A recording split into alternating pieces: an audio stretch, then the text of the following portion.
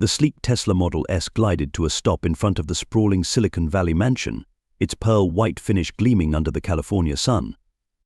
James Chen stepped out, adjusting his perfectly tailored Armani suit with the unconscious gesture of someone still getting used to wearing clothes that cost more than his former monthly rent. At 42, he cut an impressive figure. Success had given him the confidence that made people forget he'd once been the awkward programmer working out of a garage. "Mr. Chen," his assistant called from the front door. "The investors are waiting in your home office." James checked his Patek Philippe watch, another recent acquisition, and nodded. These days, it seemed his whole life was measured in acquisitions. 5 years ago, his AI security startup had been just another dream. Now, Chentech was valued at over $2 billion, and James could barely remember the taste of the instant ramen that had sustained him through those early years. As he strode through his marble-floored foyer, he passed Sarah in the kitchen. His wife of 15 years was elbow deep in soil, repotting one of her beloved orchids. She looked up and smiled, a smudge of dirt on her cheek, wearing the same kind of simple cotton dress she'd worn when they first met. "Good luck with the meeting, honey," she called out, her voice carrying the warmth it had held since their college days when she'd tutored him in English literature. Back then, she'd been the one supporting them both on her teaching salary while he coded through the night, chasing his dreams. James managed a tight smile but didn't stop. The sight of her dirt-stained hands made him wince internally. Tonight was the annual Tech Innovators Gala, and he could already imagine how out of place Sarah would look among the polished wives of Silicon Valley's elite. She still insisted on tending her own garden despite their staff of groundskeepers, still drove her 10-year-old Prius, still bought her clothes from department stores instead of boutiques. In his office, surrounded by modern art he'd been told was important to own, James settled into his ergonomic chair. Before pulling up the investment proposals on his dual monitors, he found his eyes drawn to a small frame partially hidden behind his awards. The photo showed a younger version of himself and Sarah, taken in front of their first apartment. She was holding up a takeout pizza while he clutched his ancient laptop, both of them grinning like they'd won the lottery instead of just making rent. The memory stirred something in his chest, but he pushed it aside as his assistant ushered in the investors. There was no time for nostalgia in the fast-paced world he now inhabited. Besides, he told himself, wasn't this exactly what they'd worked so hard for? This success, this lifestyle. Yet as he launched into his practiced pitch about Chentech's latest innovations, he couldn't quite shake the image of Sarah's gentle smile, or the growing distance between the couple in that old photograph and the strangers they sometimes felt like now. Success, it seemed, had upgraded everything in James Chen's life, except perhaps the one thing that had made his journey possible in the first place. The Tech Innovators Gala sparkled with the calculated extravagance that had become Silicon Valley's signature. Crystal chandeliers cast rainbow prisms across women draped in designer gowns and men whose casual shirts probably cost more than a month's mortgage. In the midst of it all, James Chen found himself watching his wife with growing discomfort. Sarah was engaged in an animated conversation with the wife of a prominent venture capitalist, gesturing enthusiastically as she described her latest community project, a reading program for underprivileged kids. She wore a simple black dress she'd found on sale at Nordstrom Rack, her only jewelry the modest pearl necklace James had given her for their 5th anniversary, back when such a purchase had meant skipping meals for a week. "Your wife seems passionate about education," observed a silky voice beside him. James turned to find himself face to face with Victoria Sterling, and his breath caught slightly. Everything about her screamed refined elegance, from her perfectly styled platinum blonde hair to her red-soled Louboutins. She was a teacher, James explained, then quickly added, before the word hung in the air like an apology. Victoria's perfectly painted lips curved into a knowing smile. How admirable, though I imagine she must find these events rather challenging. The transition to our world isn't easy for everyone. Our world. The phrase sent a warm thrill through James. Victoria clearly belonged here, among the tech elite.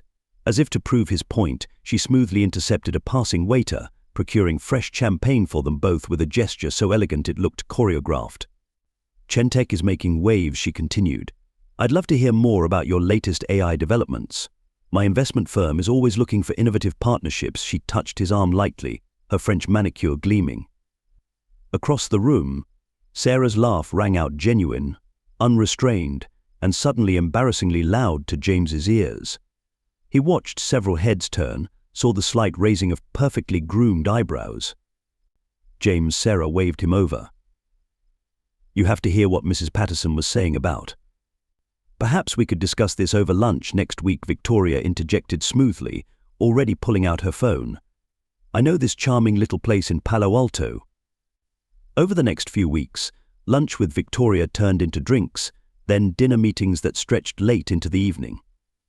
She introduced him to Michelin-starred restaurants where the menus had no prices, to exclusive clubs where membership costs were never discussed because if you had to ask, you couldn't afford it.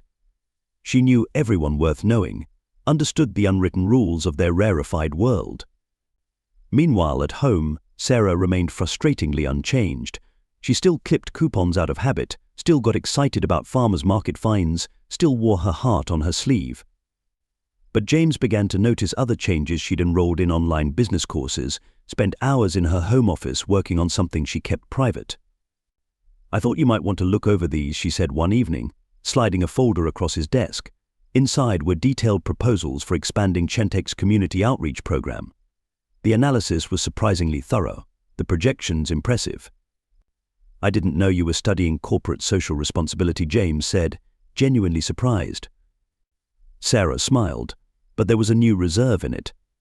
"There's a lot we don't know about each other these days, isn't there?" Before he could respond, his phone buzzed Victoria with an invitation to an exclusive gallery opening. Looking at Sarah in her simple home clothes, James felt the now familiar mix of guilt and frustration. "I have a business dinner," he said, already reaching for his keys. With Victoria, Sarah's voice was quiet, but there was something in it that made him pause. She continued before he could respond, "You know, James, sometimes the things we think we're upgrading to are actually downgrades in disguise." The comment stung, but James brushed it off. What did Sarah know about upgrading? She was still the same person she'd been 15 years ago. And wasn't that exactly the problem? Later that night, as Victoria expertly guided him through a wine tasting, introducing him to vintages that cost more than his first car, James felt the intoxicating pull of this world she represented. Here, everything was polished, sophisticated, carefully curated. No messy emotions, no embarrassing enthusiasm, no reminders of the struggling couple they'd once been. "You know," Victoria murmured, her hand resting casually on his arm, "someone of your stature deserves a partner who truly understands this world, who can help you navigate it, enhance your position in it." James stared into his wineglass, watching the light catch the deep red liquid. He thought of Sarah's dirt-smudged cheeks, her practical shoes, her genuine laugh. Then he looked at Victoria's perfect poise, her sophisticated understanding of the world he now inhabited. The choice seemed suddenly, painfully clear. The words hung in the air, like shattered glass. "I want a divorce." James had rehearsed this moment countless times in his head, had practiced the speech Victoria helped him craft about growing apart and wanting different things. But standing in their home office, watching Sarah's face in the gentle glow of the setting sun, none of those carefully chosen words came out right. Sarah sat perfectly still in the leather armchair where she'd spent so many nights keeping him company while he worked. Her hands were folded in her lap, fingers intertwined but steady. The silence stretched between them, filled with 15 years of shared memories. "Is it Victoria?" she finally asked, her voice remarkably composed. James felt his face flush. "This isn't about her. We've just grown in different directions. You have to see that, Sarah. I'm not the same person I was when we met." "No," Sarah agreed softly. "You're not." She stood and walked to the window, looking out at the garden she'd planted herself despite the landscaper's protests. "But neither am I, James. Though I wonder if you've noticed." Something in her tone made him uncomfortable. It wasn't the emotional outburst he'd expected, not the tears or accusations Victoria had warned him about. This quiet dignity was somehow worse. "I'll have my lawyer draw up the papers," he said, reaching for his phone. "We can make this quick and—" "1 month." James paused. "What?" Sarah turned to face him, and he was struck by an unfamiliar expression in her eyes, not hurt, not anger, but something that looked almost like challenge. "Give me 1 month before we start the legal proceedings," she said. 30 days. Consider it a farewell tour of sorts. A slight smile played at the corners of her mouth. or think of it as a challenge if you prefer. 30 days to show you what real value means. James frowned. Sarah, I don't think dragging this out will. Afraid of what you might learn. The question was gentle but pointed. You've spent the last year pursuing what you think is an upgrade, James. All I'm asking is 30 days to show you a different perspective. After that, if you still want the divorce, I won't contest anything. You can have your lawyer draw up whatever terms you want. And what exactly would this challenge involve? He couldn't keep the skepticism from his voice. Just live normally with me for 30 days. Attend some events I choose, the way I've attended yours. Meet some people I know, the way I've met your new friend. She paused, then added with a hint of steel in her voice, and no contact with Victoria during this time. James started to protest, but Sarah held up her hand. If you're so certain about this divorce, what's 30 days? Consider it a courtesy to the woman who supported you when you couldn't afford ramen. The reference to their past made him wince. He glanced at his watch, a habit he'd developed when uncomfortable, and caught sight of the inscription Sarah had engraved on it to the dreamer who dared she'd saved for months to buy it, back when they were first starting out. Fine, he found himself saying, more out of guilt than interest. 30 days. But then we proceed with the divorce, no contests. Sarah nodded once, businesslike. Agreed. We start tomorrow. She moved toward the door, then paused. Oh, and James, you might want to clear your schedule. The first week is going to be illuminating. As she left the room, James sank into his chair, already regretting his agreement. What could Sarah possibly show him that would compare to the sophisticated world he'd grown accustomed to? He pulled out his phone to text Victoria, then remembered the no-contact rule and put it away with a frustrated sigh. It was just 30 days, he told himself. A small price to pay for his freedom. Besides, how challenging could Sarah's little experiment be? She probably planned to drag him to farmers' markets and community centers, show him the simple life he'd worked so hard to escape. Later that night, as he lay awake in their guest room, Sarah's quiet insistence on the separation of spaces had been surprisingly firm. James heard her moving around in her home office. The sound of typing, phone calls in hushed tones, papers being shuffled. He'd noticed her keeping late hours recently, but had been too preoccupied with Victoria to pay attention. Now, he found himself wondering what she was working on with such dedication. There was something different about her these days, a quiet confidence he hadn't noticed before. Or maybe, he admitted reluctantly, he simply hadn't been looking. His phone buzzed with a text from Victoria. Everything okay? You've gone quiet. James stared at the message for a long moment before turning off his phone completely. 30 days. He could do 30 days standing on his head, and then he'd be free to fully embrace the upgraded life he deserved, without the constant reminder of his humble beginnings. But as he drifted off to sleep, Sarah's words echoed in his mind, afraid of what you might learn. For the first time in months, James Chen, the man who'd built $1 billion empire predicting patterns in chaos, felt genuinely uncertain about what tomorrow might bring. Day one of Sarah's challenge began in the last place James expected, the rundown community center, where they'd first met. The building looked smaller than he remembered, its brick facade weathered by time. Our first stop, Sarah announced, leading him inside. The familiar scent of old books and coffee hit him like a time machine. Mrs. Chen, a young man in a sharp business suit, rushed forward to greet them. The kids are so excited about today's session. James did a double take. Tommy, he barely recognized the former gang member who'd once attended Sarah's tutoring sessions. It's Thomas Zhang now, Mr. Chen. VP of Operations at my own tech startup. Tommy Thomas grinned. Would never have made it without Mrs. Chen's program. Speaking of which, the investors are impressed with the expansion plans. James turned to Sarah, confused. Expansion plans. But she was already moving through the building, greeting teenagers gathered around computers. The scene before him was nothing like the basic tutoring program he remembered. Students were working on coding projects, creating business presentations, participating in virtual international conferences. Welcome to Digital Bridges, Sarah said quietly. The program I've been building for the past year while you were. Upgrading. There was no bitterness in her voice, only quiet pride. We provide tech education and entrepreneurship training to underprivileged youth. Thomas is one of our success stories and now sits on our board. Before James could process this, his phone buzzed. A news alert about Chentech caught his eye. Their stock had dropped 15% on rumors of a security breach. His heart raced as he opened his emails, finding dozens of panicked messages from investors. "You might want to pay attention to this next part," Sarah suggested, gesturing to where Thomas was starting a presentation. "Last month, our ethical hacking team discovered a significant vulnerability in several major tech companies' security systems," Thomas explained, "including one that Mrs. Chen thought you should know about personally, Mr. Chen." James's blood ran cold as Thomas pulled up a familiar interface, Chentech's proprietary software. Over the next hour, the young expert methodically detailed security flaws that could have catastrophic consequences for the company. "We were going to submit this through official channels," Sarah explained, "but I thought you might prefer to handle it privately first. Thomas's team has already developed a patch. Day 2 found them in a small bakery in their old neighborhood.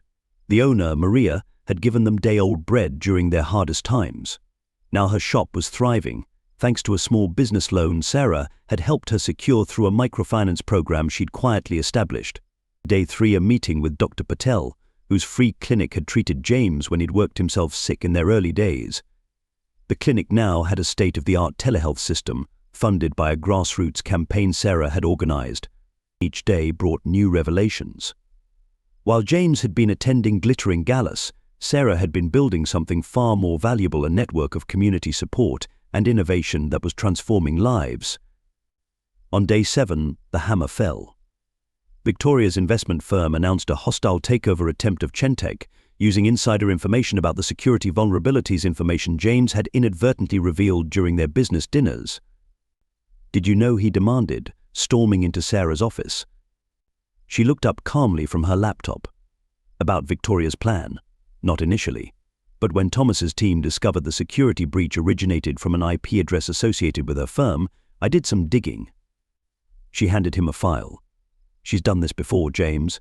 Uses personal relationships to gather intelligence, then orchestrates takeovers. 3 companies in the past 2 years alone." James sank into a chair, his world spinning. "All this time?" "She saw an opportunity," Sarah said gently.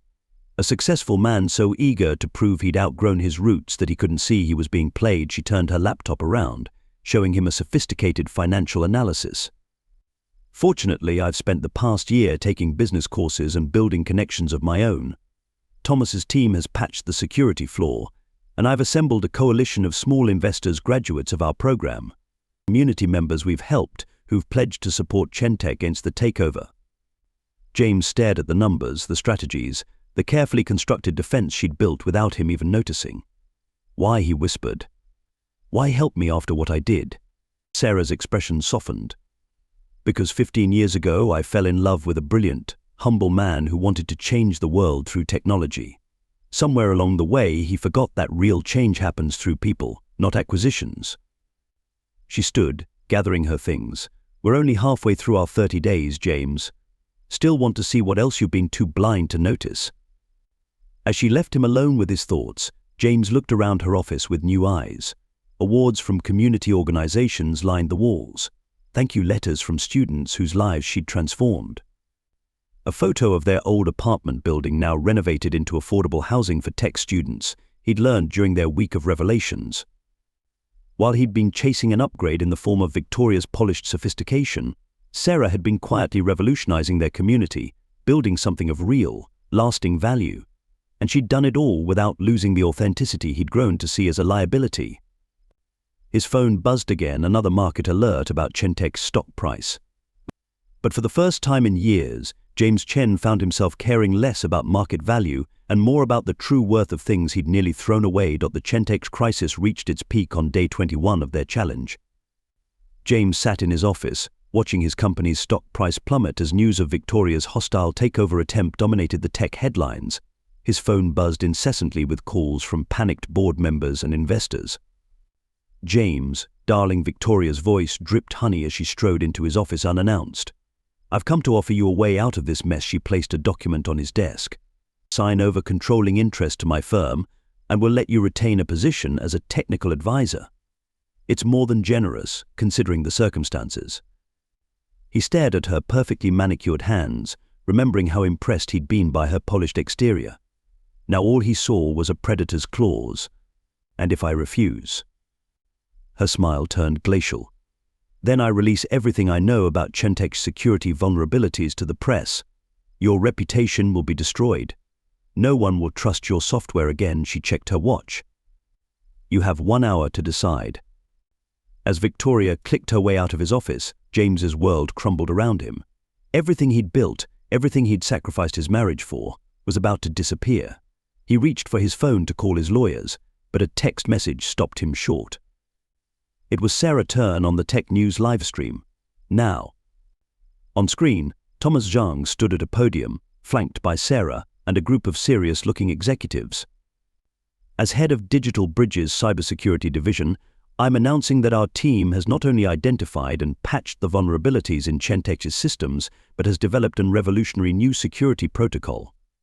This open-source solution will protect not just Chentech, but all companies from similar attacks. The camera panned to Sarah, who stepped forward. Digital Bridges, in partnership with our network of community-based tech initiatives, is proud to announce a strategic alliance with Chentech. This collaboration will create thousands of jobs and training opportunities while ensuring ethical innovation in the tech sector. James's phone exploded with notifications as Chentech's stock began to recover. Victoria burst back into his office, her composure shattered. What is this? What have you done? He hasn't done anything yet, Sarah said, walking in behind her. But he has a choice to make. She placed another document on James's desk. A real partnership, built on trust and shared values. Or she glanced at Victoria's offer, a surrender to someone who saw you as nothing more than a stepping stone. Victoria sneered. You really think your little community project can compete with my firm? James knows where he belongs now. In our world with people like us. That's enough. James's voice was quiet but firm as he stood. I've seen exactly who people like you are, Victoria. And who I become when I'm with you. He picked up her takeover document and deliberately tore it in half. Get out of my office and have your lawyers contact mine regarding your illegal use of confidential information. Victoria's face contorted with rage. You're making a mistake. You're choosing this simple, unsophisticated. I'm choosing the woman who built an empire of real value while I was chasing fool's gold. James interrupted. The woman who saved my company and my soul while I was too blind to see either needed saving. He looked at Sarah with new eyes. If she'll still have me. After Victoria stormed out, Sarah perched on the edge of his desk, looking at the torn document. You know, for a brilliant tech innovator, you can be remarkably slow to recognize true system upgrades. James laughed, then sobered. I don't deserve a second chance. Maybe not, Sarah agreed. But we still have 9 days left in our challenge. Care to make them count? For the first time in years, James felt the same flutter of excitement he'd experienced when writing his first lines of code, the thrill of building something real, something meaningful. Only this time, he finally understood who his most valuable partner had been all along. The final days of Sarah's 30-day challenge transformed Chentech's corporate headquarters. The sterile, modern space now hummed with energy as Digital Bridges students filled the halls, bringing fresh perspectives to old problems.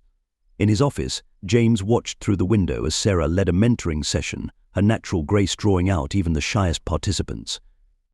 The morning's news had reported Victoria's firm was under investigation for corporate espionage. Her carefully constructed world of influence was crumbling, taking down several Silicon Valley power players with it. The expose revealed a pattern of predatory practices, all hidden behind designer clothes and exclusive dinner parties. James turned away from the window and looked at the old photograph on his desk, the one of him and Sarah with the pizza and laptop. He'd moved it front and center, no longer hidden behind awards. Next to it sat a new picture, Sarah at the Digital Bridges launch, surrounded by successful graduates of her program. Her eyes sparkled with the same passion he'd fallen in love with 15 years ago. Your 2 o'clock is here, his assistant announced. Sarah entered, carrying a familiar folder. The final contract for the Chentech Digital Bridges partnership, she said, placing it before him. And, coincidentally, day 30. James studied her face, seeing both the young teacher who'd believed in him and the powerhouse she'd become. I was so wrong, Sarah. About everything. Not everything, she corrected gently. Your vision for Chentech was brilliant. You just forgot that true innovation comes from lifting others up, not stepping on them to climb higher. He signed the contract, then reached for another document in his drawer, the divorce papers he'd had drawn up a month ago. Without hesitation, he fed them through the shredder. "I know I haven't earned your forgiveness yet," he said, "or your trust. But I'd like to try, if you'll give me the chance." Sarah's expression softened. "The James Chen I married wanted to change the world. Somewhere along the way, he just forgot that real change starts with changing yourself." She turned to leave, then paused. "I'm teaching a coding class tonight at our old community center. Basic stuff, probably beneath a tech genius like yourself." Her eyes twinkled with the challenge. James smiled, remembering their first meeting in that very room. "I think I could learn a thing or two. I hear the teacher's pretty amazing." As they walked out together, James realized that true upgrading wasn't about rising above your past, it was about building on your foundation to reach heights you never imagined possible. And he'd nearly lost the one person who'd understood that all along.